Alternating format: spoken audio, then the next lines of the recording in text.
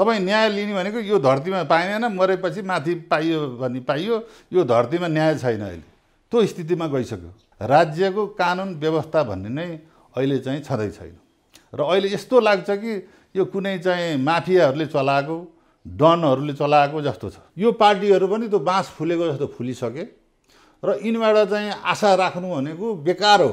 जहाँ जाऊ ट्याक्स, त्यो ट्याक्स पनि चाहिँ के भन्दाखेरिमा विभिन्न चाहिँ ऐस आराममा प्रयोग भइरहेको छ। नेपालीहरू झन् पीडामा छन्। अब त यस्तो दिन आउँछ कि अबको 8-10 वर्षमा ट्याक्स तिर नसकेर जनताको घरवास लिलाम हुने स्थितिमा छ। माधव कुमार नेपालले बाबुको क्रिया गरेनन्, हेर्नुहोस्। उनले नगरे होइन, उसको परिवारले गर्न नदिएको। यो क्रिस्चियन भएको हुनाले तैँले बाबु चाहिँ यो हाम्रो चाहिँ संस्कार अन्तर्गत तैँले क्रिस्चियनले चाहिँ गरिदिस् भने बाबु चाहिँ हाम्रो चाहिँ संस्कार नर्कमा पर्छ भनेर गर्न नदिएको। देश अब चाहिँ यो जति चुनाव गराउनु, जे गर्नुहोस् उनीहरूबाट चाहिँ त्यो व्यवस्थापन हुँदैन। यो देश उँभो जाने होइन, उँधो उँधो जान्छ। अब योभन्दा पीडा, योभन्दा चाहिँ पिँधमा देश अब रहने ठाउँ छैन। त्यसपछिको कन्डिसन भनेको देश मर्ने हो।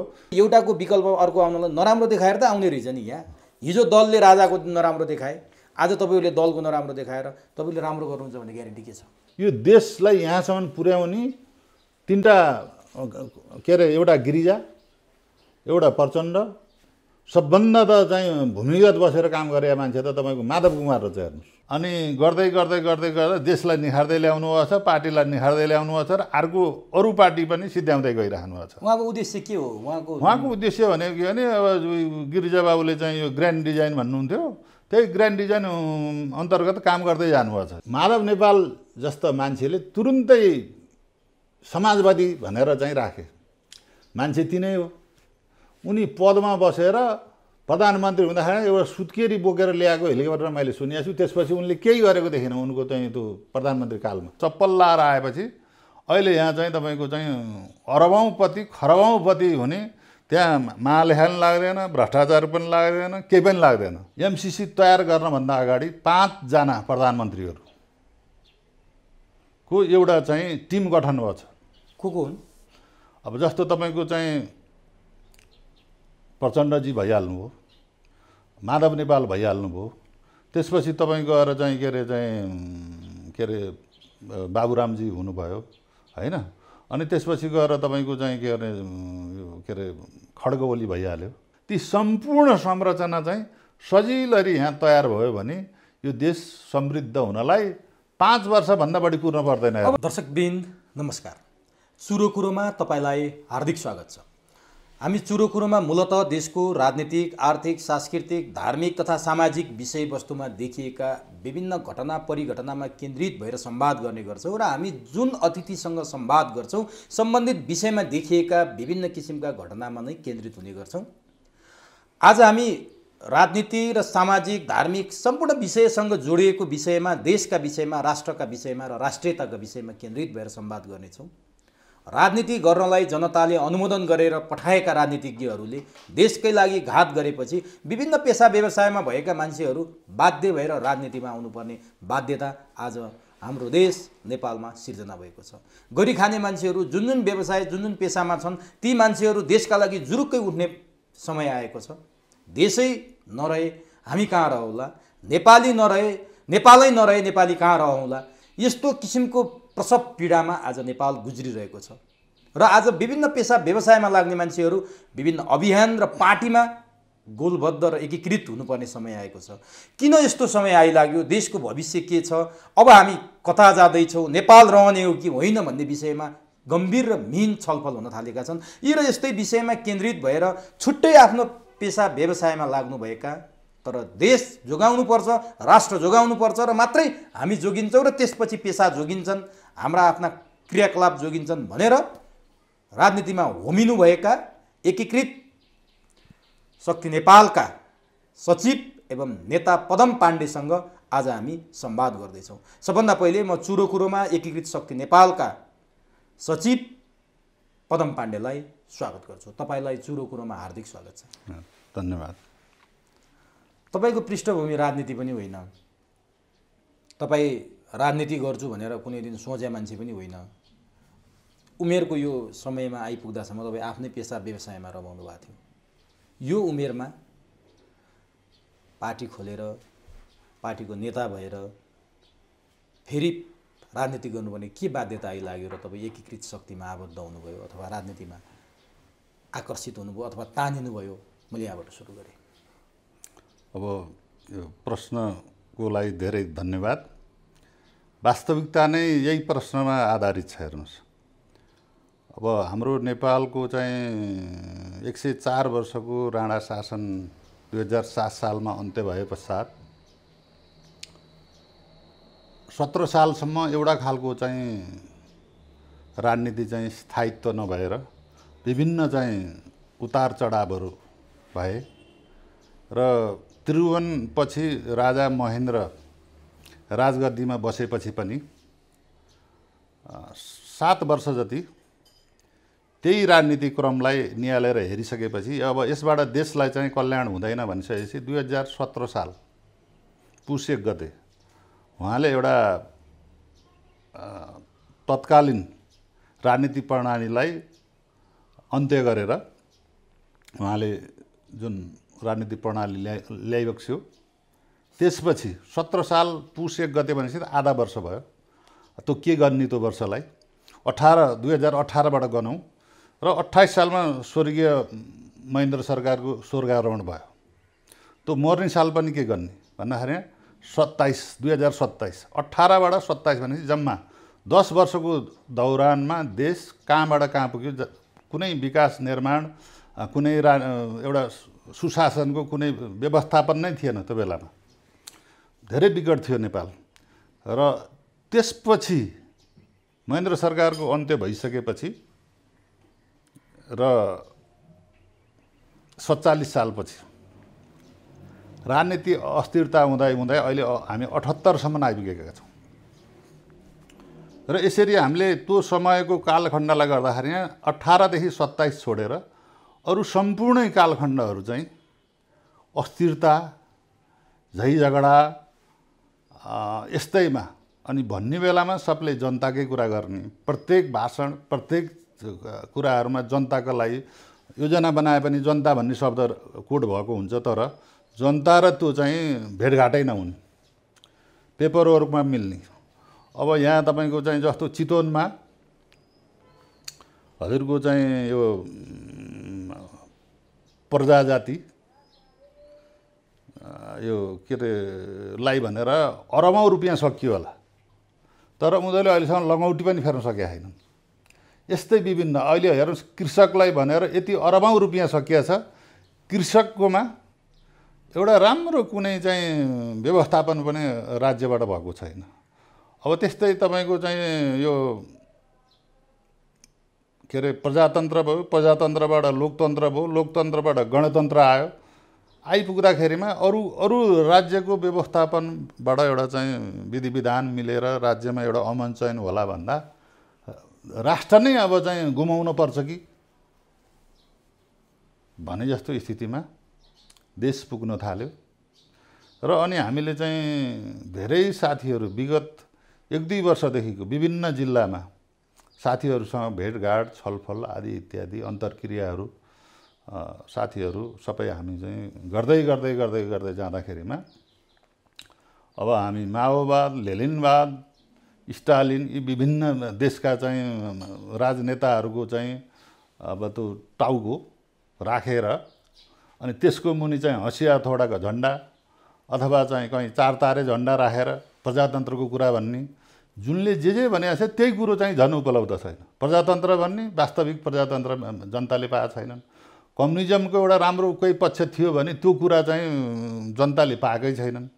नाम मात्रको ब्रान्डिङ गर्ने, तर व्यवहारमा चाहिँ झन् चाहिँ क्रूरता, झन् एउटा चाहिँ दमन हामीले पाएको अवस्था हो। त्यसपछि पार्टी गठन गर्नुपर्छ भन्नेमा लाग्नुभयो? हाम्रो यो पार्टी नै होइन हजुर, अहिले भ्रम के छ भने यो पार्टी हो भनेर भइरहेको छ। हामी जस्ट मोर्चा बनाइरहेका छौँ।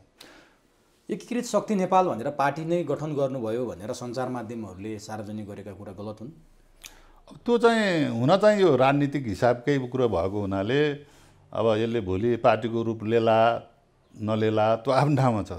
तर के भन्नु होला भन्दाखेरि जसरी यो हजुरहरूले चाहिँ यो पृथ्वीनारायण शाहको मेरो ब्याकग्राउन्डमा जुन तस्बिर देखिराख्नु भएको छ, जसरी नेपाल एकीकरण उहाँबाट चाहिँ गरिबक्स्यो र हामी एउटा विभिन्न जात जाति वर्गका मान्छेहरू मिलेर एक आपसमा भाइचाराको हिसाबले बसेका थियौँ र अहिले त्यो चिजलाई एउटा यस्तो डिजाइन तयार गरेर त्यो एउटा भाइचाराको सम्बन्धलाई पनि एउटा खलल आउने वातावरण दिन प्रतिदिन कोही राई कोही लिम्बू कोही भोटे कोही चाहिँ बाहुन कोही छेत्री कोही नेवार भनेर एउटा ठुलो चाहिँ दरार तयार गरिदिएर एक आपसमा एउटा चाहिँ वैमनस्यता खडा गरेर तपाईको देशलाई चाहिँ एउटा चाहिँ छिन्न भिन्न एउटा आत्मीयता नै टुटाउने काम भएको हुनाले पहिला त हामी के भन्दाखेरि हाम्रो जगै चाहिँ के भने नेपाल एकीकरण गर्दाको पृथ्वीनारायण शाहबाट आफू उहाँ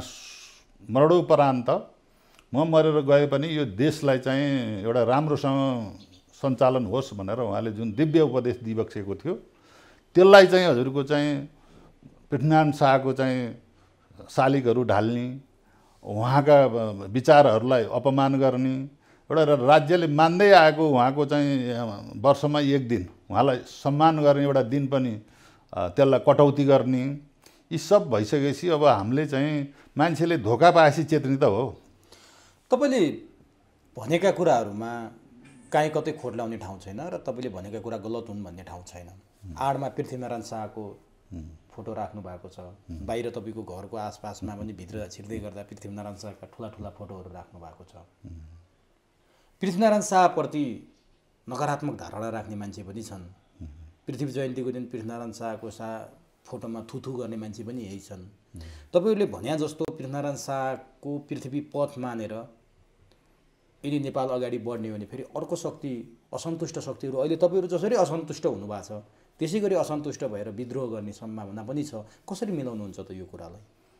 यो यस्तो छ हेर्नुहोस्, अहिले देश स्वदेशको शक्तिलाई परास्त गर्नलाई केही विदेशी शक्तिहरूले लागि परेका छन्। त्यसलाई जस्तो गिरिजाबाबु मर्नभन्दा अगाडि ग्रान्ड डिजाइन भन्नुहुन्थ्यो। हामीले ग्रान्ड डिजाइन भन्ने एउटा राजनीतिक कुनै चाहिँ कुरा होला भनेर हामी भन्थ्यौँ, तर वास्तवमा त्यो भित्र ठुलो एउटा चाहिँ पाइपलाइनभित्र धेरै ठुलो चाहिँ एउटा षड्यन्त्र लुकेको छ। अब मैले यो एउटा हामीले चाहिँ जुनसुकै पार्टी भए पनि उहाँ प्रधानमन्त्री पनि भइसकेको हुनाले हाम्रो पनि सरकारको विषय भयो। अब जस्तो उदाहरणको लागि मैले नामै भनिदिन्छु, माधव नेपाल भन्ने मान्छे रौतहटमा दुर्ण शमशेरको घरमा उहाँको बुवा चाहिँ पूजाआजा गर्ने पुजारीको रूपमा बिहान बेलुकी आएर चाहिँ पूजा गरिदिने एउटा चाहिँ ब्राह्मण मङ्गल प्रसाद उपाध्याय आउने जाने गर्ने, घर चाहिँ इन्डिया अनि इन्डिया बोर्डरमा भएको हुनाले खुर्क आउने, बिहान बेलुकी पूजा आरती गरेर उहाँ जाने। अनि हजुरको चाहिँ माधवजी चाहिँ त्यतिखेर अब सानै बच्चा, उहाँले एसएलसी पास गरेपछि हजुर मैले त हजुरको यहाँ पूजाआजा आदि इत्यादि गरेँ, अब छोरो हुर्कियो, उहाँलाई पनि यसो कतै चाहिँ जागिर लगाइदिनु पर्यो भनिसकेपछि त्यतिखेर अबको अवस्थामा उहाँले एउटा चाहिँ तपाईँको चाहिँ त्यतिखेरको सहकारीमा चाहिँ उहाँलाई चाहिँ जागिर लगाइदिनु भएछ। जागिर लगाइदिइसकेपछि उहाँको सानैदेखि नै चाहिँ के भन्दाखेरि एउटा नेगेटिभ धारणा भएको मान्छे हुनुहुँदो रहेछ, हामीलाई त्यो लाग्दैछ। उहाँले त्यो सहकारीको सम्पूर्ण हिसाब किताब सब गोलमाल भ्रष्टाचार गरेर भ्याइसक्नु भएछ र उहाँ चाहिँ विराटनगरतिर चाहिँ गइसकेपछि उहाँले विराटनगर गएर सोचिसकेपछि उहाँले के गर्नुभएछ भने अब मलाई कारबाही हुन्छ, के गर्ने त त्यसबाट बच्ने भन्दा त्यो सहकारी भवन नै जलाइदिनु भएछ। उहाँले त्यहाँका हिसाब किताब सारा चिज नष्ट गराउनु भयो। त्यतिखेरको कलिलो अवस्थामै त्यति खालको एउटा षड्यन्त्रकारी र एउटा चाहिँ एउटा नकारात्मक भावना, एक त भ्रष्टाचार गर्नै हुन्थेन, दोस्रो भ्रष्टाचार गरिहाल्यो भने पनि अब त्यसको चाहिँ कारबाही हुने जुन प्रक्रिया थियो त्यो नै नष्ट गरिदिनु, उहाँले त्यसलाई जलाएर नष्ट गरिदिनु हो। त्यस्तै उहाँ विगत 24 वर्षदेखिको तपाईँको चाहिँ माधव नेपालजी अनि एउटा के परिवार दलका एकजना के चाहिँ एकनाथ ढकालजी उहाँहरू लगायतले सम्पूर्ण राजनीतिक कर्मीहरूलाई विभिन्न देश भ्रमण गर्दै लानुहुँदो रहेछ। त्यसमा गिरिजा पनि जान्थे, त्यसमा तपाईँको अर्को के अरे कोइराला उहाँ बित्नु भयो नि, सुशील कोइराला सम्पूर्ण त्यहाँ जानेर अनि उहाँहरूले विभिन्न चरणमा चुनावमा पनि पैसा लगानी गर्ने, दुनियाँ गर्ने। अब यहाँ चाहिँ एउटा चाहिँ भइसकेपछि अहिले चाहिँ तपाईँको चाहिँ के भन्दाखेरिमा यो देशमा मैले चाहिँ क्रिस्चियनलाई पनि सम्मान गर्छु, मुसलमानलाई नि गर्छु, हरेक धर्मलाई चाहिँ म सम्मान गर्छु। तर हिजो यहाँ 2-4वटा चर्च भएको ठाउँमा अहिले चाहिँ हजुरको चाहिँ 1400 चर्चहरू बनाउने र हाम्रा चाहिँ सनातनदेखि चल्दै आएका मठ मन्दिरहरूप्रति घृणा गराउने र अहिले एक खालको तपाईँको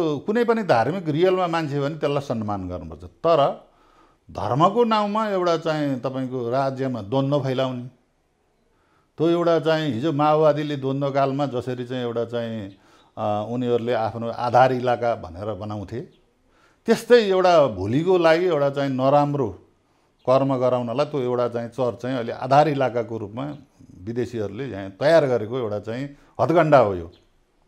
र यो राज्यमा अहिले जस्तो हजुरको एमसिसीको कुरो आइरहेको छ।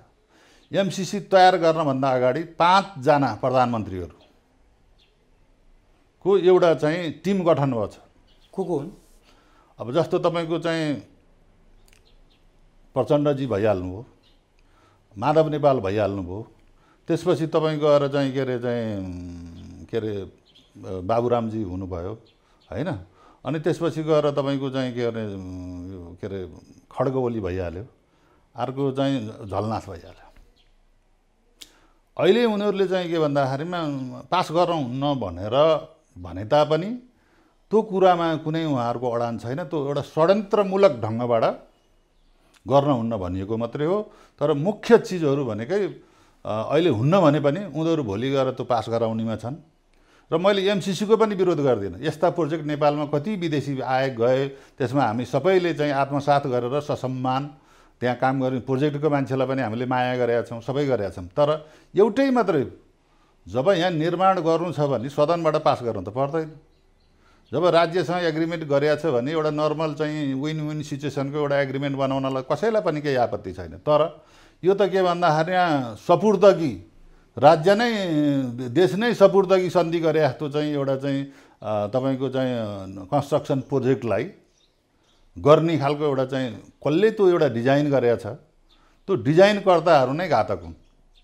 किनभने राष्ट्रको चाहे राष्ट्र सानो होस् चाहे ठुलो होस्, हालाकि अब अमेरिका हाम्रो चाहिँ अहिलेदेखिको सम्बन्ध होइन, तपाईँको चाहिँ 70 वर्षभन्दा माथिको एउटा द्वैत सम्बन्ध भएको, भोलिका दिनमा पनि हाम्रो त्यस्तै सम्बन्ध रहन्छ। हाम्रो चाहिँ एउटा पञ्चशीलको सिद्धान्तमा आधारित एउटा चाहिँ र वसुदैव कुटुम्बकम भन्ने हाम्रो चाहिँ सनातन धर्म, हाम्रो एउटा चाहिँ त्यस्तो एउटा चाहिँ देश, हामीले कसैलाई काखा कसैलाई पाखा गर्नु पनि छैन। तैपनि एउटा अमेरिका जस्तो देशलाई ल्याएर यहाँ चाहिँ एउटा उनको मानमर्दन गर्न, अब जबकि यो जनताले बरु आफू मर्न तयार हुन्छ, यो एमसिसी चाहिँ उनीहरू गर्न तयार हुँदैन। तर तपाईँले जे कुरा भनिरहनु भएको छ जनताको कुरा पनि यही हो। पटक पटक नेपालको अर्थमन्त्री भइसकेका डाक्टर रामशरण महतको कुरा सुन्नुभयो होला। एमसिसी कुकुरलाई घिउ नपचेको जस्तो भयो नेपालीलाई भनेर उनी भन्दैछन् डाक्टर रामशरण महत। स्वर्णिम वागले विकास विरोधी केही मुठ्ठीभरका मान्छेहरूले विदेशी रकम जो विकासका लागि आइरहेको छ त्यो रकम रोक्न खोजे भनेर स्वर्णिम वागले राष्ट्रिय योजना आयोगका पूर्व उपाध्यक्ष त्यसरी बोलिरहेका छन्। डाक्टर बाबुराम भट्टराईले एमसिसी पास गर्नुपर्छ भनिरहेछन्। केपीओले हिजो एमसिसी पास गर्नुपर्छ भन्थे। शेरबहादुर देउबा दलका नेताहरू अबुझ भए, दलहरूले कुरा बुझेनन्, एमसिसी पास गर्नुपर्छ, म जसरी नै पास गराउँछु भनेर फतिमा सुमारलाई यो सन्देश दिएर अमेरिका पठाएका छन्। भने तपाईँले कसरी रोक्न सक्नुहुन्छ? अब जसरी महाकाली सन्धि पास गरियो सङ्कल्प प्रस्ताव सहित, त्यसै गरी एमसिसी पास भयो भने काग कराउँदै गर्छ, तिना सुक्दै गर्छ भन्छन् नि, त्यस्तै भयो भने हुन्छ कि? अब हजुरलाई के भनौँ भन्दाखेरि यहाँ राजनीति दलहरू अहिले मुख्यतया देशभित्र नेपाली काङ्ग्रेस, नेपाल कम्युनिस्ट पार्टी, एमाले, अब यहाँ विभिन्न भनौँ न। अब तपाईँको चाहिँ नेपाली काङ्ग्रेसमा पनि बिपी काङ्ग्रेस छ, यस्तै यस्तै। अब हिजो चाहिँ शेरबहादुर काङ्ग्रेस पनि थियो। अनि यहाँ मलाई सबभन्दा के लाग्छ भने जनताहरू भनेका कहाँ जालास मछेडी मेरै ढडिया भने जस्तो नेताजीहरूलाई परिरहेको छ। भोट अल त कहाँ हाल्ने हो र? कि काङ्ग्रेसमा हाल्छन् कि कम्युनिस्टमा हाल्छन्, अरूलाई त पत्याउँदैनन्। अब हजुरको चाहिँ के भने सबभन्दा यी दुवै दलले राष्ट्रलाई चाहिँ धाराशाही बनाएको यिनै दुई दल हो। अरू देशमा सारा व्यवस्थापन तपाईँको विकास निर्माण न्यायिक हरेक कुराको सुव्यवस्था गर्न हुने विश्वभरिका मान्छेले, हाम्रै नेपालीहरू पनि बाहिर गयो भने त्यो अनुरूप काम गर्न हुने, तर यहाँ कहिल्यै पनि व्यवस्थापन र राम्रो चाहिँ नहुने, जहिले पनि हजुरको बर्बाद, जता हेरे त्यतै चाहिँ पीडा, त्यो सबै भोग्ने कसले भन्दाखेरि जनताले। कहीँ सुनवाई हुन्न। तपाईँ न्याय लिने भनेको यो धरतीमा पाइँदैन, मरेपछि माथि पाइयो भने पाइयो, यो धरतीमा न्याय छैन अहिले, त्यो स्थितिमा गइसक्यो। पुलिस प्रशासन तपाईँको चाहिँ पहुँचवालाको लागि अघि पछि छ, हुँदै नभएका कुराहरू पनि सुविधा छ, तर त्यही कुरो एउटा चाहिँ साधारण चाहिँ गरिब एउटा चाहिँ जनताको लागि सुनवाई नै हुँदैन। किन भन्दाखेरि उसलाई के यस्तै भइरहेको छ यो संसारमा, यस्तै हो भन्ने जस्तो छ। राज्यको कानुन व्यवस्था भन्ने नै अहिले चाहिँ छँदै छैन र अहिले यस्तो लाग्छ कि यो कुनै चाहिँ माफियाहरूले चलाएको, डनहरूले चलाएको जस्तो छ देश। र हाम्रो एउटै मात्रै धारणा यो संस्था एकीकृत शक्ति नेपाल भनेर, र जसरी चाहिँ नेपाल एकीकरण भयो त्यही एकीकृत, र हामीले पृथ्वीनारायण शाह नै हाम्रो चाहिँ मेन हाम्रो चाहिँ के भन्ने पथ प्रदर्शक, उहाँकै अनुयायी भएर गयो भने मात्रै यो राष्ट्र बाँच्छ। र मेरो एउटै अनुरोध अब के छ भन्दाखेरि पार्टीभन्दा माथि उठेर अब नेपालीहरूले अरू केही दिन मन दिनु पऱ्यो, एकीकृत हुनु पऱ्यो देशप्रति। जब नेपालीहरू एक हुन्छन् भने नि अनि सम्पूर्ण चिजको हामी चाहिँ प्रतिवाद गर्न सक्छौँ, अनि त्यसमा नेपालीको पनि विकास हुन्छ, सारा कुरा हुन्छ। अब के भन्दाखेरिमा कति सहने भन्नु न, हजुरको चाहिँ 7 सालदेखिको अहिले 2078सम्म यही चिजलाई हामी फलोअप गर्दै गर्दै गर्दै गर्दै गर्दै आउँदाखेरिमा हिजो महेन्द्रको पालामा सुरुवात गरेका त्यत्रा इन्डस्ट्रीहरू थाहै नदिकन बिरालाले मुसा खा जस्तो गरेर समाप्तै गरेर तपाईँको चाहिँ भ्याइदिए। तिनै अहिले हजुरले भनेको रामशरण महतजीले, के यहाँ हजुरको जुत्ता चाहिँदैन लाउनलाई, के यहाँ कागज चाहिँदैन लेखपढ गर्नलाई, यहाँ त्यस्ता औजारहरू कस्ता कस्ता चिजहरू बन्ने एउटा चाहिँ उहरू सारा समाप्त पर्यो। अब यो यसको जवाफ के दिने उहाँहरूले? जवाफ उहाँहरूको के छ भने पञ्चायतले 30 वर्ष शासन गर्दाखेरि रुग्न बनाएका उद्योगहरू चलाउन सक्ने अवस्थामा थिएनन्। पञ्चायतले खाएर चुसेर हड्डी अस्थिपञ्जर मात्रै बाँकी राखेको थियो, त्यसमा मासु भर्न सक्ने हामीसँग क्षमता थिएन, कि बेच्नै पर्थ्यो कि त्यतिकै छोड्नै पर्थ्यो। त्यो अवस्थामा बेचेको हो। हामीले चलिरहेका उद्योग र नाफामूलक भएर चलेका उद्योग बेचे होइन, ठिलो भएका उद्योगहरू त्यो रुग्न अवस्थामा राख्न नसकेपछि बेचे हो। यो रुग्न बनाउने त पञ्चायत नै हो भनेर भन्छन् नि। अब हजुरलाई एउटा साधारण कुरो भनौँ, अब एउटा एयरलाइन्स थियो, थाई एयरलाइन्स र हाम्रो नेपाल एयरलाइन्स चाहिँ सँगै चाहिँ स्थापित गरे। पञ्चायत कालमा हजुरको चाहिँ त्यस्तो डाँडा काँडा जताततै तपाईँको, मलाई थाहा छ 10 रुपियाँमा पनि प्लेन चढ्न पाउँथ्यो, अहिले 10 रुपियाँमा चाहिँ एउटा साधारण चाहिँ केही चक्लेट किनेर खान सकिँदैन। त्यसरी चाहिँ प्लेनहरू हुँदाखेरिमा यति राम्रो सुव्यवस्थित थियो, त्यहाँको स्टाफहरू देख्दाखेरिमा पनि मान्छेले गौरवको अनुभूति गर्थे। नेपाल एयरलाइन्सको शाही नेपाल एयरलाइन्स हुँदाखेरिमा, र त्यो शाही शब्द काटेपछि अनि हामी व्यवस्थापन गर्छौँ भन्थे। अहिले चाहिँ शाही काटेर नेपाल एयरलाइन्स भइसकेपछि त्यसको चाहिँ अनरसिप कसैले पनि, राज्यले पनि लिँदैन, त्यही एयरलाइन्सभित्रले पनि अनरसिप लिँदैन। निजीकरण गर्ने कुरा पो चल्दैछ। त्यो पनि निजीकरण गरे पनि त्यो चाहिँ के भने संस्था घाटा लाएर कोही एउटा व्यक्ति विशेषलाई चाहिँ फाइदा हुने गराएर छोडिदिने, त्यसपछि त्यो पनि क्लोज हुन्छ। अब यसरी जताततै भत्ताभुङ्ग लथालिङ्ग बनाएर देश कसरी चल्छ? र आखिरी अब हुने खाने मान्छेहरू त उहाँहरू त अब उहाँहरूको बेलायत, अमेरिका, भारत जताततै उहाँहरूको पहुँच छ। अब उहाँहरूले शोषण गरेर, अब यहाँ त कस्तो भन्नु होला भन्दाखेरि जाहिर खान नपर्ने, उद्योग व्यवसाय नि गर्न नपर्ने, कुनै केही छैन भन्छन् नि। अहिले जताततै एउटा शब्द छ, चप्पल लाएर आएपछि अहिले यहाँ चाहिँ तपाईँको चाहिँ अरबौँपति खरबौँपति हुने, त्यहाँ महालेखा पनि लाग्दैन, भ्रष्टाचार पनि लाग्दैन, केही पनि लाग्दैन। अनि यस्तो चाहिँ राम राज्य उहाँहरूलाई भइरहेछ। अब यहाँ चाहिँ पहिलाको एउटा उखान थियो, न्याय नपाए गोर्खा जानु भने, अहिले चाहिँ न्याय नपाए है कहाँ जाने भन्ने नै थाहा छैन। जनताहरू यति पीडामा, यति आँखाभरि उनीहरू चाहिँ आँसु भरिएर बसेको छ जनताका। अब नि तपाईँले त 46 सालको परिवर्तन पनि देख्नु भएको छ। 46 सालको परिवर्तनमा तपाईँको आडैमा पृथ्वीनारायण शाहको फोटो छ। म उहाँलाई नै देखाएर भन्छु,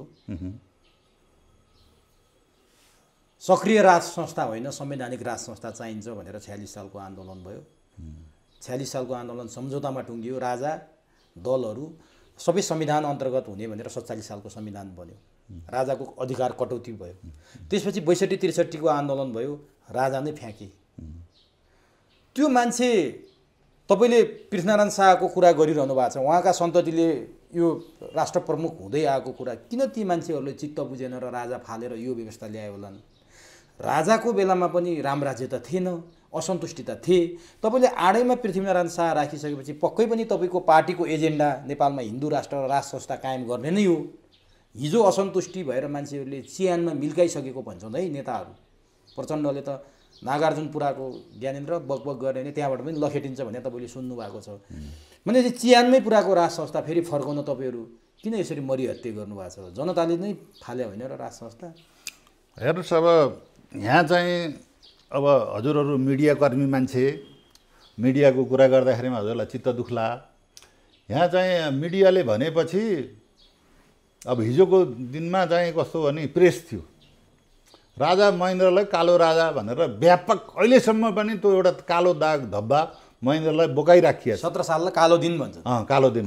तर महेन्द्रले त्यति 10 वर्षको दौरानमा नखाई कहीँ पैदल कहीँ घोडामा, अब न कहीँ लज थियो त्यो बेलामा, न राम्रो पिउने पानी थियो, न कहीँ राम्रो चाहिँ मेडिसिन उपलब्ध थियो। पहाड पर्वत तराई औलो आदि इत्यादि सारा ठाउँलाई छिचलेर उहाँले जुन एउटा संरचना हजुरको राष्ट्र ब्याङ्कदेखि लिएर, जस्तो तपाईँलाई एउटा कुरा भनौँ, अहिलेको त्रिभुवन युनिभर्सिटी चाहिँ स्वर्गीय लक्ष्मीप्रसाद देवकोटा, तिमी चाहिँ अब अलिकति चाहिँ पढे लेखेको कवि मान्छे, युनिभर्सिटीमा पढ्नलाई एउटा राम्रो एउटा चाहिँ विद्यार्थीहरूलाई अहिले मनोरम एउटा ठाउँ खोज न, युनिभर्सिटी बनाउनु पर्यो भनेपछि लक्ष्मीप्रसाद देवकोटाले त्यो कीर्तिपुरको जग्गा उनले चाहिँ सरकारलाई अधिकरण गरे, देखाएर। अनि महेन्द्र सरकारसँग पैसा नहुने भएछ। अब त्यतिखेर अब सबै व्यवस्था केही पनि थिएन, जिरो लेभलमा थियो देश। अनि महेन्द्र सरकारको मुमा हजुरले केही आफ्ना गरगहना बेचेर 9 लाख रुपियाँ हालिएर त्यो त्रिभुवन युनिभर्सिटीको चाहिँ जग्गाहरू त्यो जग्गा धनीलाई चाहिँ दिएर त्यो जग्गा किनिएको अरे। त्यति एउटा खालको चाहिँ एउटा पवित्र भावना थियो। त्यसरी त्यो त्रिभुवन विश्वविद्यालय बनेको हो। अहिले त्रिभुवन विश्वविद्यालयको नाम फेर्नुपर्छ भन्छन् मान्छेहरू। अब त्यहाँ चाहिँ अब कसको नाम राख्ने? अहिलेका नेताहरूको सुहाउँछ? अहिले तपाईँ हामीले जुन भोग चलनमा आइरहेका शीर्षस्थ नेता जसलाई मानेका छौँ, उहाँहरूले यत्रो तपाईँको अहिले यो 30 वर्ष यो भन्नुहोस् न, यो अहिले चाहिँ 47 देखिको अहिले 78 सम्म गर्नुहोस्, यति समय भोग चलन राष्ट्रलाई गर्दाखेरि उहाँहरू चाहिँ खरबपति भइसक्नुभयो सुनिन्छ। अब चाहिँ स्विस ब्याङ्कतिर नि पैसा पुगेको छ, कता कता पुगेको छ होइन। अब भन्ने बेला हिजो चाहिँ वीरेन्द्र चाहिँ यसरी पम्फादेवी भन्थे, त्यो पैसा चाहिँ अब हामीले ल्याउने हो भन्थे, दुनियाँ गर्थे। त्यो पनि सबै चाहिँ एउटा चाहिँ भ्रमको खेती गरेर यी अझै पनि यिनले राम्रो गरेका छन् भन्ने जस्तो गर्ने, चुनावमा विभिन्न नारा दिएर उर्ल्याउने। हाम्रो अहिलेको मुख्य उद्देश्य भनेको के भन्दाखेरि यी पार्टीहरू जस्तो बाँस फुल्यो भने त्यो बाँस काम लाग्दैन अरे, भुट्टिन्छ भन्छ। त्यो नासै हुन्छ। यो पार्टीहरू पनि त्यो बाँस फुलेको जस्तो फुलिसके र यिनबाट चाहिँ आशा राख्नु भनेको बेकार हो। यो अब आशा लिनु नै हामी नेपाली जनताहरू मूर्ख हुनु हो। त्यसो भएर पहिला अब फेरि तपाईँलाई सानो कुरा यहीँ भन्छु, हिजोसम्म एमालेका साथीहरू एमाले भनेर एउटा चाहिँ आफूलाई चाहिँ गरिमामय भन्थे, माधव नेपाल जस्तो मान्छेले तुरुन्तै समाजवादी भनेर चाहिँ राखे। मान्छे तिनै हो। उनी पदमा बसेर प्रधानमन्त्री हुँदाखेरि एउटा सुत्केरी बोकेर ल्याएको हेलिकप्टर मैले सुनेको छु। त्यसपछि उनले केही गरेको देखिनँ उनको चाहिँ त्यो प्रधानमन्त्री कालमा, कतै केही पनि गरेनन् उनले। एउटा चाहिँ काम गरे त यही देश हो देखिन्थ्यो नि। दैनिक मन्त्रालयमा गएर एउटा कर्मचारीले जस्तो दर्ता चलानी सिग्नेचर गरेर हिँडे सबै। अहिलेसम्मका प्रधानमन्त्रीहरूले त्यही नै गरे, आफ्नो स्वार्थ सिद्धिको लागि काम गरे। विदेशीहरूको चाहिँ सूक्ष्म रूपमा के गरिदिन परिन्छ, नदी नाला चाहिँ एग्रिमेन्ट गरिदिने। अब जस्तो अहिले यही एमसिसी ल्याउन हुन्छ, म त्यसको विरोध गरे होइन, तर त्यसका क्लजहरू नराम्रा भए। तर सरकारको पत्र गयो नि त एमसिसीलाई, तपाईँले ख्याल गर्नु होला जुन क्लज तपाईँले प्रश्न उठाउनु भएको छ यी क्लजहरू हामीलाई अस्वीकार्य छ भनेर अर्थ मन्त्रालयले एमसिसीलाई पत्र लेख्यो। फतिमा ऐन हामी एमसिसी पास गर्छौँ भनेर कसैले भनेनन्। केपी ओलीको भाषा सुन्नुभयो होला, सरकारले के गर्छ पर्खेर हेर्छौँ। प्रचण्डले राष्ट्रिय सहमति गरेर मात्रै गर्छौँ। माधव नेपालले यो अहितमा छ राष्ट्रको, यी बुदाहरू हामीले स्वीकार्य छैन भने शेरबहादुर देउबा बाहेक कसले भनेर एमसिसी पास। तपाईँलाई म एउटा कुरा भनौँ, नेकपा एमाले हिजो महाकाली सन्धि गर्ने बेला हुँदै हुन्न भनेर धेरै तपाईँको चाहिँ यो टेलिफोनको क्याबिनेट तोडे, जलाए, रेलिङ भत्काए। त्यो एउटा वर्षै त्यही काम गर्नुहुन्थ्यो। तर उहाँहरू एकाएक फोर्स ल्यान्ड गरेर त्यो एग्रिमेन्ट गर्नु हो। नेपालका नेताहरू जनता मात्रै झुक्क्याउने, आँखामा छारो हाल्ने। अहिले प्रचण्ड यो देशलाई यहाँसम्म पुर्याउने तिनवटा के अरे, एउटा गिरिजा, एउटा प्रचण्ड, सबभन्दा त चाहिँ भूमिगत बसेर काम गरेका मान्छे त तपाईँको माधव कुमार रहेछ। हेर्नुहोस् माधव नेपालमाथि भन्दाखेरि उसले फाइनेन्स पनि गराएको छ। अब यसमा चाहिँ अर्को त कृष्ण सिटौला भन्ने पनि छन्। हेर्नुहोस् यो त विभिन्न एउटा चरणमा देशलाई यो लेभलमा ल्याएर अब देश चाहिँ मर्न मात्रै बाँकी छ। अब देश मर्यो भने तपाईँको चाहिँ युरोप, अमेरिका, विश्वको विभिन्न ठाउँमा बसेका मान्छेहरू पनि उहाँहरूलाई पनि पीडा हुन्छ। जब ग्रिन कार्डै लिएर उहीँको चाहिँ नागरिक भइसके पनि उहाँहरूलाई पीडा हुन्छ। यो चाहिँ विश्वकै एउटा चाहिँ यो देवभूमि हो। यसको अलौकिक शक्ति छ। हेर्नुहोस् अब यति सानो देश भइकन गौतम बुद्ध यहीँ जन्मिया छन्, सीता यहीँ जन्मिएकी हुन्। अब यहाँ चाहिँ सृष्टिको चाहिँ पहिलो बिहानै यहाँ भनिन्छन्। यहाँ चाहिँ शिव पार्वतीको नै यहीँ भन्छन्। अब जस्तो विश्वले मानेको वेद, 4 वेद यहीँ नै तपाईँको चाहिँ लेखिएको छ। अब अहिले हामीहरू चाहिँ के भन्दाखेरि उल्टो बाटो कुदेका छौँ। अहिले चीनमा चाहिँ तपाईँको संस्कृत पढाइ भइरहेछ, बेलायतमा पढाइ भइरहेछ, अमेरिकामा पढाइ भइरहेछ, अन्य विभिन्न युरोपियन मुलुकहरूमा हायर सेकेन्डरी लेभलसम्म चाहिँ संस्कृत पढाउने। यसले चाहिँ मान्छेलाई एउटा अनुशासनमा रहने, एउटा सभ्यता हुने भनेर विश्वले अनुसन्धानबाट निकालेर संस्कृत पढाइ सुरु गरेको छ। जबकि चाइनामा बस्ने चाइनिजहरूलाई त्यो प्रोनाउन्सिएसन गर्न नि गाह्रो छ। अब बेलायतीहरूलाई पनि त्यो संस्कृत भाषा प्रोनाउन्सिएसन गर्न गाह्रो छ। अमेरिकनहरूलाई त्यस्तै छ, जर्मनीहरूलाई त्यस्तै छ। युनिभर्सिटी खोल्न लागिसक्यो। अब हामी चाहिँ अब लेनिनका टाउका राखेर यहाँ विकास गर्नेहरूले पनि यतिका वर्ष बिताइदिए। यहाँ महात्मा गान्धीहरू चाहिँ नेहरूका टाउका राख्नेहरूले पनि यतिका वर्ष बिताइदिए। भइरहेको संरचना पनि ध्वस्त भयो। यहाँ अहिले नेपालीहरू चाहिँ विश्वका जहाँ चाहिँ गएर हेर्दाखेरि रिपोर्ट के आयो त भन्दाखेरि विश्वको सबभन्दा राम्रो देश त नेपालै रहेछ भन्छन्। तर तपाईँहरूले जसरी यी नेताहरूप्रति, यो व्यवस्थाप्रति औँला उठाउनु भएको छ, यिनीहरूलाई विदेशी एजेन्ट देख्नु भएको छ। हिजो राज संस्थाप्रति 46 सालदेखि 62-63सम्म किन मान्छे असन्तुष्टि भएर लाखौँ मान्छे सडकमा आए त? ती मान्छेले त राज संस्थाको विकल्प खोजे, गणतन्त्र आयो। ती मान्छेले सडकमा नउर्लेर त यो व्यवस्था परिवर्तन भएको थिएन। ती मान्छे के का लागि आएछ त जनता?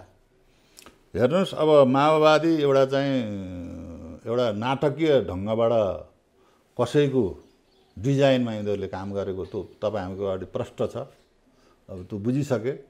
अनि त्यही रूपमा अब त्यो चाहिँ एउटा ल्यान्डिङ गर्ने प्रोसेसमा गर्न लाग्यो, यसले केही गर्ने होला भन्ने आशामा मान्छेहरूले विभिन्न चाहिँ माध्यम लगाएर केही मान्छेहरू यहाँ चाहिँ देखाइएको थियो।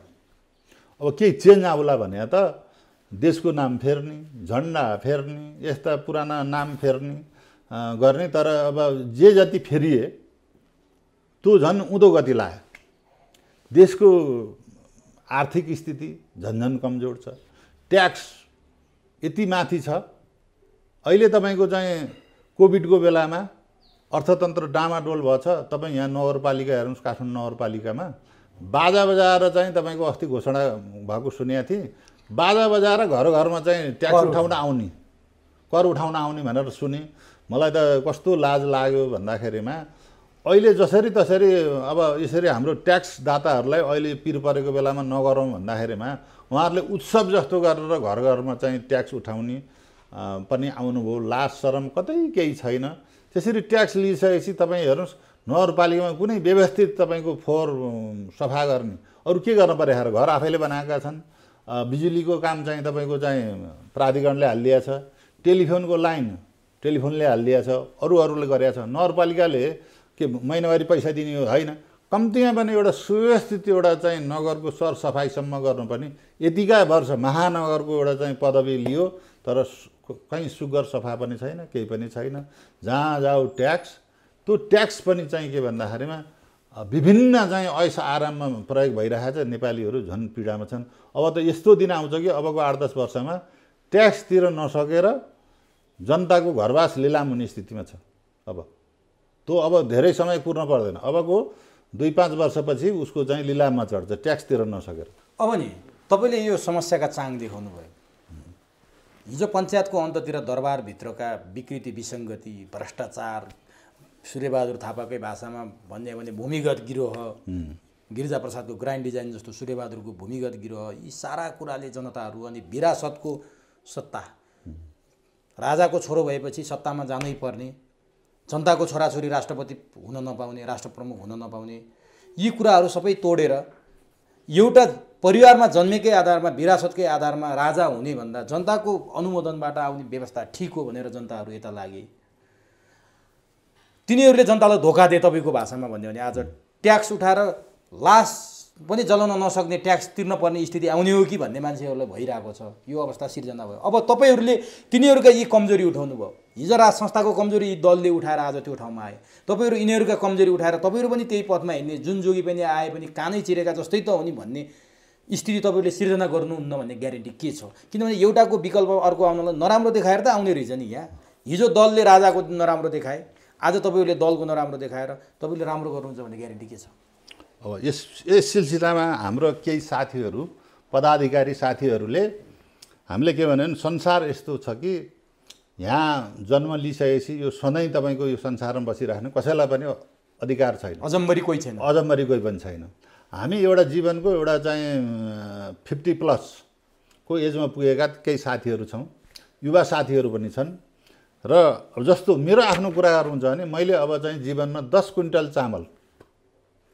मैले म्याक्सिमम त्यति खाइसकेपछि यो धरती नै मैले छोड्नुपर्छ भन्दाखेरि मैले यो राजनीतिमा लागेर यसबाट कुनै अनैतिक कर्म गरेर कुनै चाहिँ भ्रष्टाचार गरेँ भने मलाई त्यसको कुनै अर्थ छैन तपाईँले त रगत भद्रकाली लगेर रगत चोबेर कसम खाएको हामीले चाहिँ कस्तो भन्नु होला भन्दाखेरि माता भद्रकाली मा तपाईँहरूले बढी रगत भन्नु हो हामीले चाहिँ त्यहाँ चाहिँ हामीले शपथ खाएको वास्तवमा र त्यो रगत चाहिँ हामीले चाहिँ के भन्दाखेरि माता भद्रकालीमा नभइकन त्यो प्राङ्गणमा हामीले चाहिँ के भने धेरै रगत बग्यो अब माता हामी चाहिँ यो नेपालीको चाहिँ रगत अब अरू बग्न भएन र हामी इमान्दारीपूर्वक काम गर्छौँ हजुरलाई साक्षी राखेर नेपाल र नेपालीको अहिलेसम्मको विकृति विसङ्गतिलाई चाहिँ एउटा एकीकृत शक्ति नेपालमा नेपालभरि बसेका र विदेशमा बसेका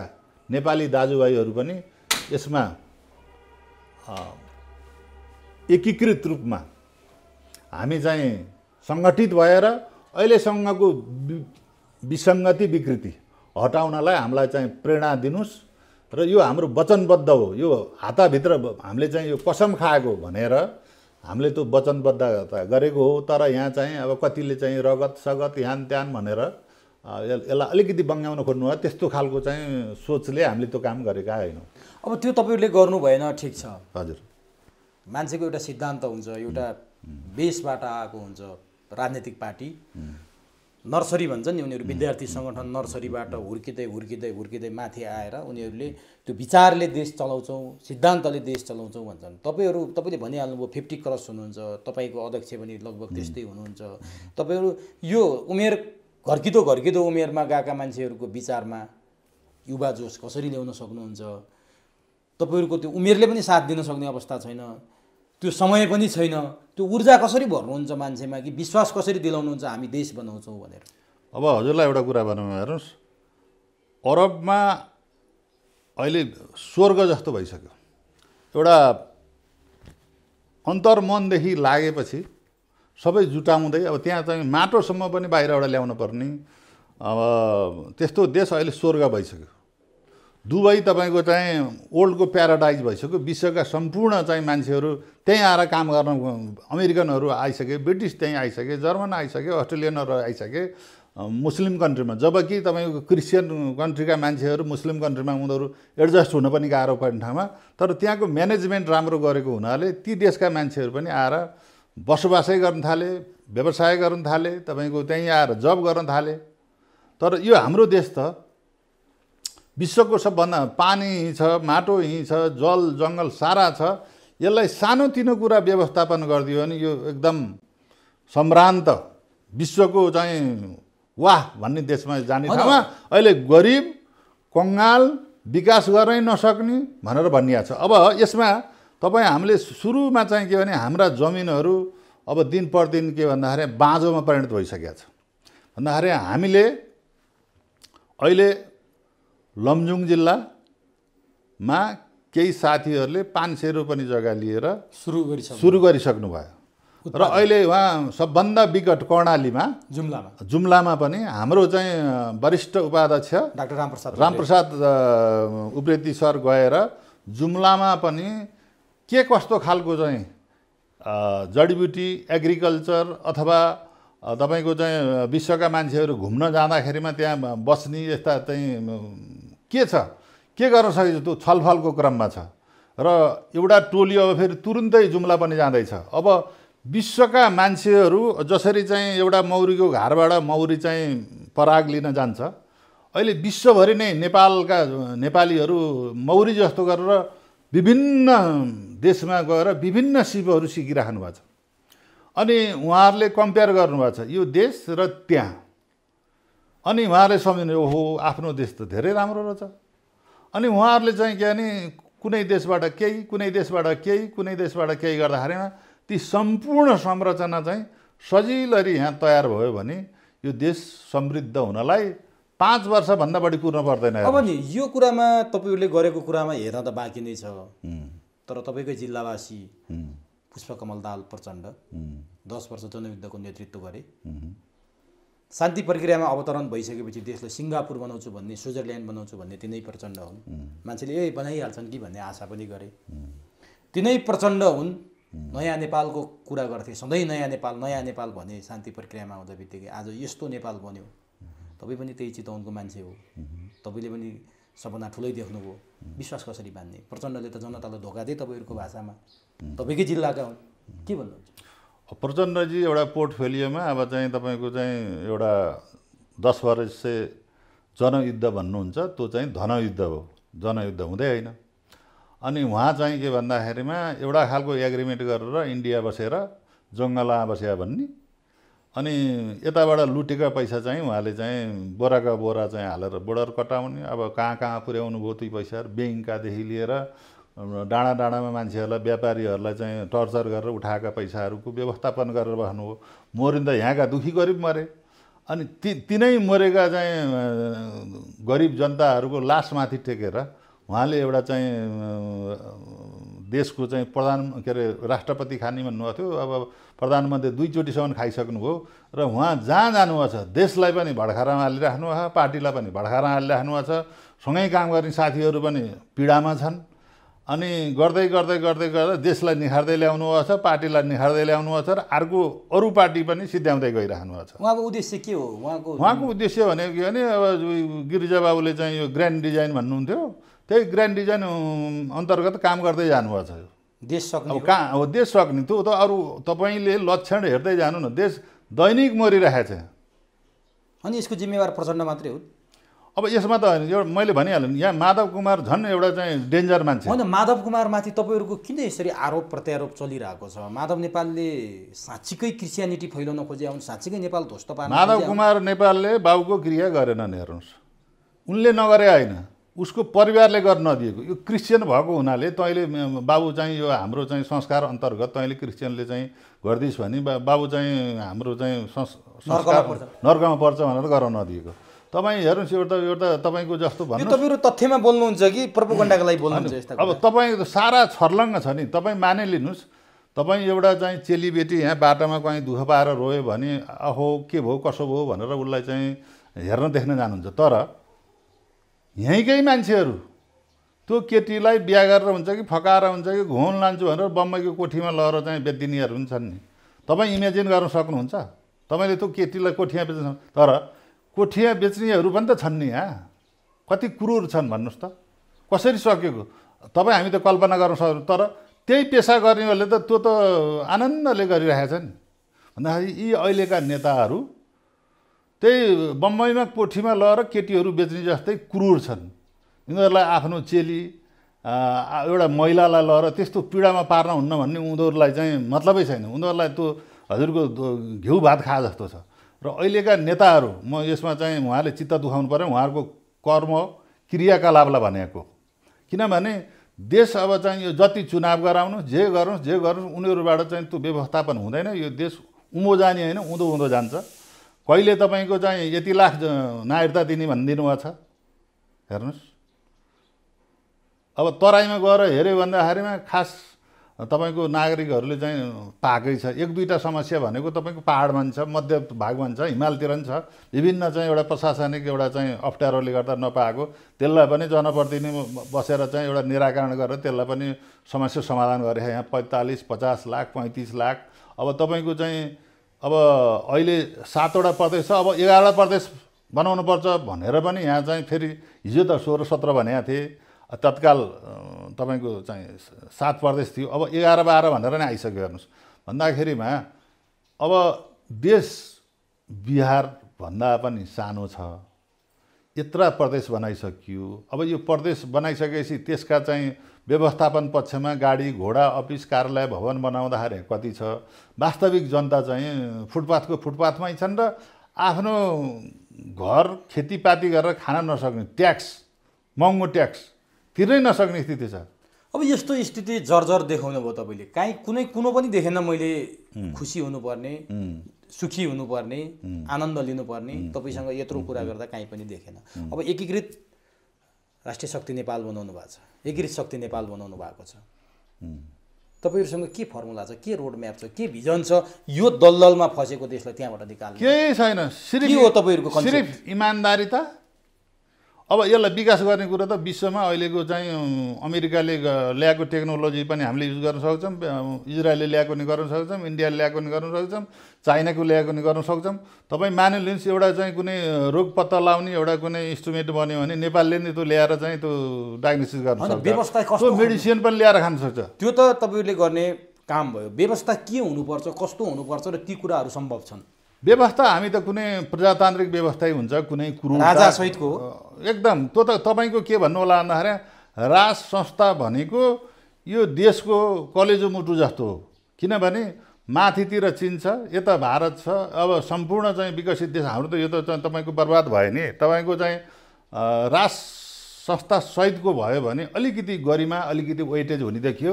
अहिले तपाईँको चाहिँ त के भन्दाखेरिमा देशका चाहिँ अब राष्ट्रपति प्रधानमन्त्रीज्यूहरू पनि होटलमा गएर एउटा चाहिँ तल्लो स्तरको चाहिँ उपसचिव लेभलका मान्छेलाई भेट्न चाकडी गर्न जाने भनेपछि एउटा चाहिँ तपाईँको चाहिँ के भन्दाखेरि हाम्रो चाहिँ राष्ट्रको गरिमा नै नरहने स्थिति भयो त। भनेपछि हिन्दू राष्ट्रसहितको राज संस्था, एकदम हिन्दू राष्ट्र राज संस्था।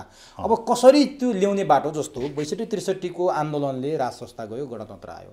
तपाईँहरूसँग के त्यस्तो उपाय छ, के त्यस्तो? हामीसँग त उपाय भनेको हेर्नुहोस्, अहिले यो हामीले अस्ति चाहिँ कृष्णाष्टमीको दिन पनि त्यस्तै पर्यो।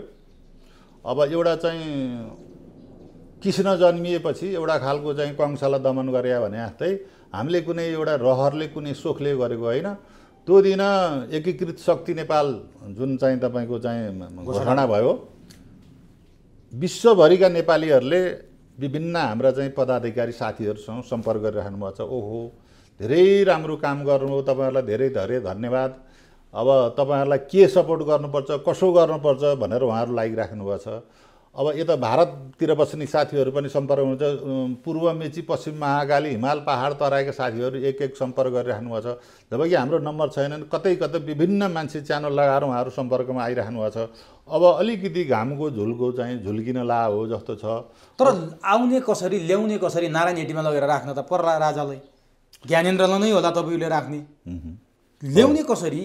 ए बाबा यो ल्याउने कुरा त काँधमा बोकेर लगेर सर्लको राजगद्दीमा जनताले तपाईँको चाहिँ ल्याउन चाहेपछि कसरी र के भन्ने कुरो समयले चाहिँ त्यो कुरा गर्छ। तपाईँलाई मैले अहिले यो यसरी भनेर चाहिँ तपाईँलाई भनेर त्यसको कुनै अर्थ हुँदैन। हामी चाहिँ के भन्दाखेरि जनताहरू एक ठाउँमा आउनु पर्यो। अहिलेका राजनीतिक शक्ति भनेको 7 सालदेखिको 78 सालसम्म काम गर्दाखेरिमा भएका एउटा व्यवस्थापन यिनीहरूले टुक्राइदिए। अव्यवस्थित एउटामा गएपछि यो यो यी पार्टीहरू नै फ्रेज आउट भइसक्यो अब नेपालको लागि। यी असक्षम यी त असक्षम भए विकल्पको त विकल्प भनेको तपाईँको एकीकृत शक्ति नेपाल। त्यसमा प्रत्येक नेपालीले आफ्ना भेगका समस्या के छन्, अहिलेसम्म भएका विकृति के छन्, त्यो सबै नोटिफाई गरेर त्यसलाई चाहिँ तपाईँको राम्रो गरेर विश्वभरि त तपाईँको आम जनतालाई तपाईँको एउटा चाहिँ व्यवस्थापन राम्रो गरेर राज्य सञ्चालन भएछ भने यहाँ हुन सक्दैन भन्नुहोस् त। त्यसो हो भने एकीकृत शक्ति नेपाल त सबैभन्दा कान्छो भयो। राजा चाहिन्छ, हिन्दू राष्ट्र चाहिन्छ भनेर गएको 14 गते मात्रै तपाईँहरूले सुरुवात गर्नुभएको। यो सबैभन्दा कान्छो हो। यो बाहेक बेग्रेल्ती नाङ्ला पसलहरू छन् राज संस्था र हिन्दू राष्ट्र चाहियो भनेर। सबैका आफ्ना आफ्ना भेस्टेड इन्ट्रेस्ट छन्, सबैका आफ्ना आफ्ना मकसद छन्। अझ सबैभन्दा पुरानो तपाईँहरूभन्दा पुरानो राष्ट्रिय प्रजातन्त्र पार्टी पनि राजा र धर्मकै वकालत गर्छ। त्यसपछि अनेक छन्। यहाँ तपाईँ सडकमा जानुभयो भने हामी पनि गन्न सक्दैनौँ। ऊ पनि राजावादी, ऊ पनि राजावादी, तर आफ्नो आफ्नो दुनो सोझ्याउनलाई आफ्नो आफ्नो नाङ्दा पसल खोलेर बसेका छन्। यसरी 10तिर छरिएर बस्नु भएको छ।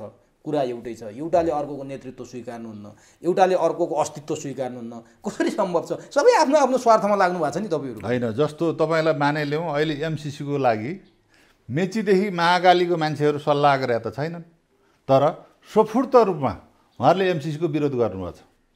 यहाँ कसैले यसो गर्नुहोस् है भनेर सिकाएको छैन। सफूर्त रूपमा अहिले मेचीमा एउटा मान्छे बसेको छ, महाकालीमा एउटा मान्छे बसेको छ।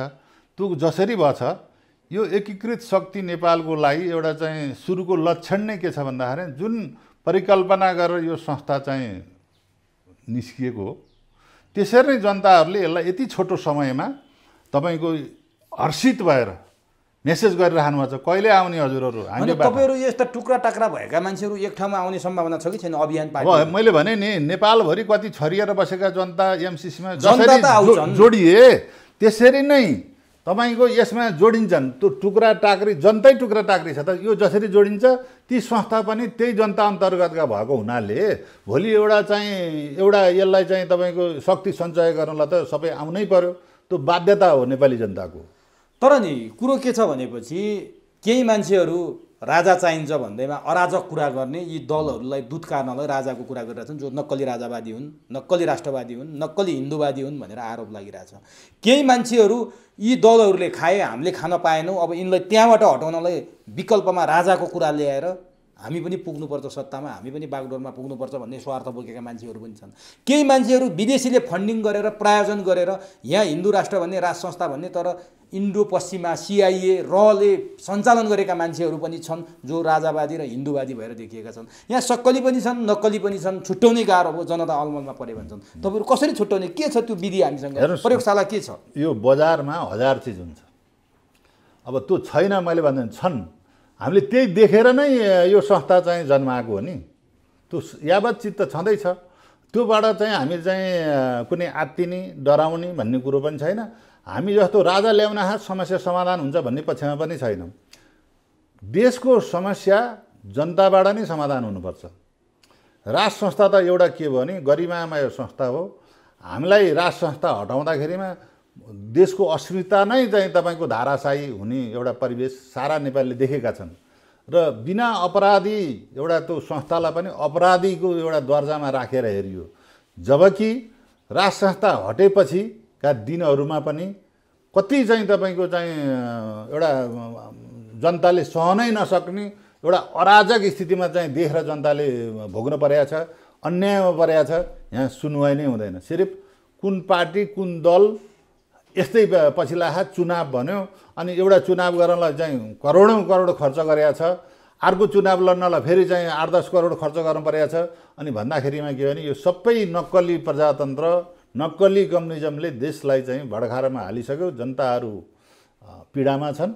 त्यसो भएर एक मात्रै अब भनेको मेचीदेखि महाकालीका चाहिँ जनताहरू यो कुनै हाम्रो यो पार्टी होइन मोर्चा हो, सबै आबद्ध भएर एकजुट भएर अब धेरै समय पनि छैन। यही हिसाब भयो भने तपाईँको चाहिँ कहिल्यै उपनिवेश नभएको चिज अहिले नै तपाईँको हाकाहाकी तपाईँको चाहिँ एउटा एग्रिमेन्ट गरेर तपाईँको एमसिसी जस्तो एउटा चाहिँ कन्स्ट्रक्सन एउटा प्रोजेक्टलाई तपाईँको देशको संविधानभन्दा माथि राखेर एग्रिमेन्ट गर्न मिल्छ? सुहाउँछ?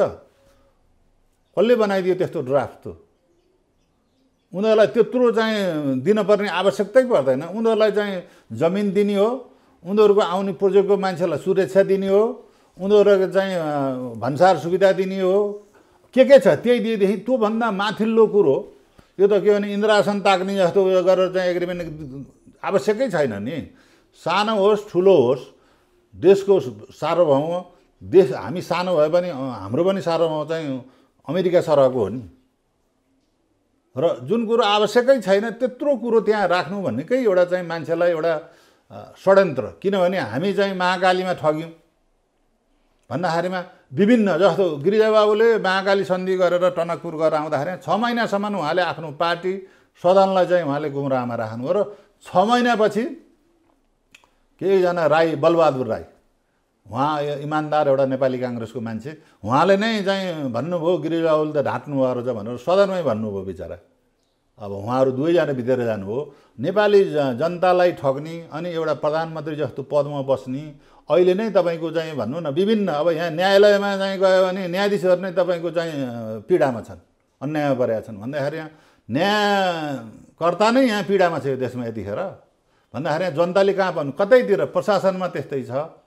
हेर्नुहोस्, त्यसकारण विकल्पका लागि एकीकृत शक्ति अर्को उपाय छैन। हामी चाहिँ तपाईँको चाहिँ कुनै विदेशी चाहिँ माओ, लेनिन यिनीहरू हामी सम्मान गर्छौँ, तर के भने हाम्रो देशको लागि उनीहरूले आएर पृथ्वी पथभन्दा अर्को विकल्पै छैन।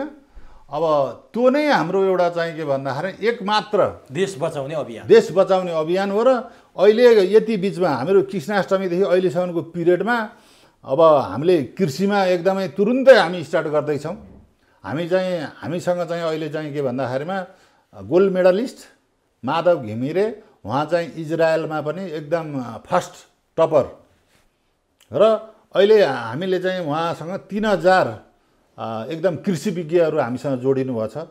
हामीलाई चाहिँ के भन्दाखेरिमा अहिले चाहिँ जति जे भए पनि खाद्यान्न नै तपाईँको विषादयुक्त खानेकुरा भएर यसो गर्यो डायबिटिज, यसो गर्यो तपाईँको प्रेसर, यसो गर्यो क्यान्सर भन्दाखेरि खाद्यान्न पनि विकृति आएको छ। यहाँ हेर्नुहोस्, खाद्यान्नमा पनि शुद्धिकरण गरेर तपाईँको अर्ग्यानिक खाद्यान्न गराउने र विभिन्न अब तपाईँको हाइड्रोदेखि लिएर विभिन्न एउटा इमान्दारीपूर्वक, खालि यहाँ त के भन्दाखेरि कुरै पछि कमिसन, कुरै पछि भ्रष्टाचार, प्रशासन, तपाईँको पोलिटिकल नेताहरू र केही त्यो खेमाका मान्छेहरू मिलेर यो देशलाई चाहिँ के भने बर्बादीको खाल्टोतिर हालिरहेका छन्। यसबाट चाहिँ मुक्त पाउन होला। जस्तो भन्नुहोस् म सम्पन्न भएँ, अर्को मान्छे एउटा गरिब छ भन्दाखेरि सबै अहिले भनौँ न हिजोको चाइनिजहरूको कुन हालत थियो भने अहिले चाइनिजहरू भनेपछि विश्वमा सबभन्दा तपाईँको चाहिँ पर्चेसिङ क्यापेसिटी भएको चाइनिजहरू भएर आयो। त्यो केले भएको भन्दा मेहनत, एउटा दृढ निश्चय, इमान्दारिता, त्यो तपाईँहरू यहाँ लागू गर्न चाहनुहुन्छ? एकदम सबै नेपालीहरूमा त्यो भावना छ। तर राज्य जसले सञ्चालन गरे उनीहरू कुपात्र भइदिएपछि यो पीडा भोग्नु परेको हो। यो सारा स्वदेशमा बस्ने नेपालीहरू पनि अहिले चाहिँ के भने विश्वभरि उनका परिवारका चाहिँ छोराहरू, नातिहरू छरिएर गएको हुनाले उनीहरूलाई टिच गरिसके, जानिसके। भनेपछि आउँदो भविष्य सुन्दर देख्नु भएको छ। एकदम हामी चाहिँ अब यो सन्देश तपाईँहरूको यो चाहिँ टिभी मार्फत सारा यहाँ तपाईँको चाहिँ स्वदेश तथा विदेशमा बस्ने नेपालीहरूले अब योभन्दा पीडा, योभन्दा चाहिँ पिँधमा देश अब रहने ठाउँ छैन। त्यसपछिको कन्डिसन भनेको देश मर्ने हो। तपाईँ हामी एकजुट, अहिले जसरी चाहिँ एमसिसीको लागि मान्छेले चाहिँ विरोध जनाए, तर तपाईँलाई म अझै पनि के भन्छु भन्दाखेरि अहिले जुन लहर आछ नि, हुनसक्छ चुनावपछि एमसिसी पास गर्ने यिनीहरूको प्लान छ। यिनीहरू चाहिँ षड्यन्त्रकारी हुन्, कुनैलाई यिनीहरूलाई धर्म छैन। तपाईँ कति सजिलै उनीहरूले टनकपुर महाकाली पास गरेर दिए, कुनै माया दया छ? यहीँ तपाईँको चाहिँ खड्का ओलीले यति आउँछ उति आउँछ, यस्तो हुन्छ उस्तो हुन्छ भन्थे, के आएछ अहिलेसम्म?